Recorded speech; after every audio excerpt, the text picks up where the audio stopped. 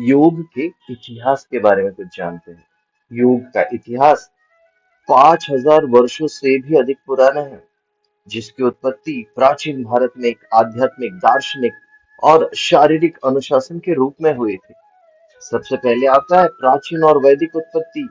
योग की जड़ें 3000 ईसा पूर्व से पहले उत्तर भारत में सिंधु सरस्वती सभ्यता में पाई जाती है, जिसके पुरातात्विक साक्ष्य योग मुद्राओं को दर्शाती प्राचीन मोहरों में पाए जाते हैं।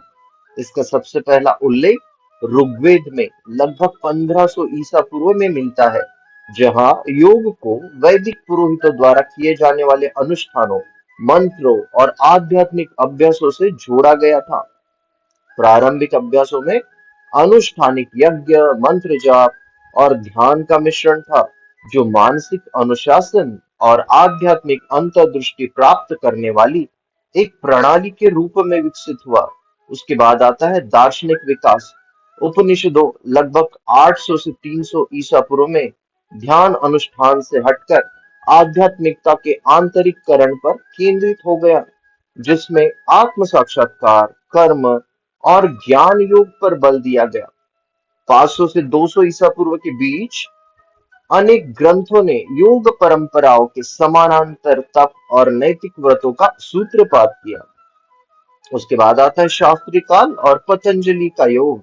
शास्त्रीय योग लगभग 200 ईसा पूर्व से 1500 ईस्वी महर्षि पतंजलि के योग सूत्रों द्वारा चिन्हित है, जिसमें योग को 8 अंग मार्ग यानी अष्टांग योग में व्यवस्थित किया।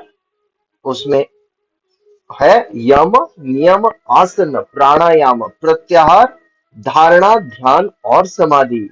महर्षि पतंजलि के कार्य ने विविध परंपराओं को एकीकृत किया और अधिकांश वर्तमान योग शैलियों का आधार बना हुआ है। इसके बाद आता है मध्ययुगीन और उत्तर शास्त्रीय काल। मध्य युग 800 से 1700 ईस्वी सन के दौरान हठ योग जैसी नई परंपराएं विकसित हुई, जिनमें शारीरिक आसनों और श्वास क्रिया पर जोर दिया गया। आध्यात्मिक गुरुओं और कवियों जैसे आदि शंकराचार्य, रामानुजाचार्य, मीराबाई ने विविध योग दर्शन और भक्ति पद्धतियों को आगे बढ़ाया। उसके बाद आता है आधुनिक युग और वैश्वीकरण। 19वीं और 20वीं शताब्दी के उत्तरार्ध में स्वामी विवेकानंद जी और परमहंस योगानंद जी जैसे भारतीय गुरुओं द्वारा योग पश्चिम में पहुंचा। आज योग एक वैश्विक परिगठन बन गया है, जिसमें पारंपरिक हठ और अष्टांग से लेके पावर योग और एरियल योग जैसे आधुनिक रूप शामिल है। वैज्ञानिक अध्ययन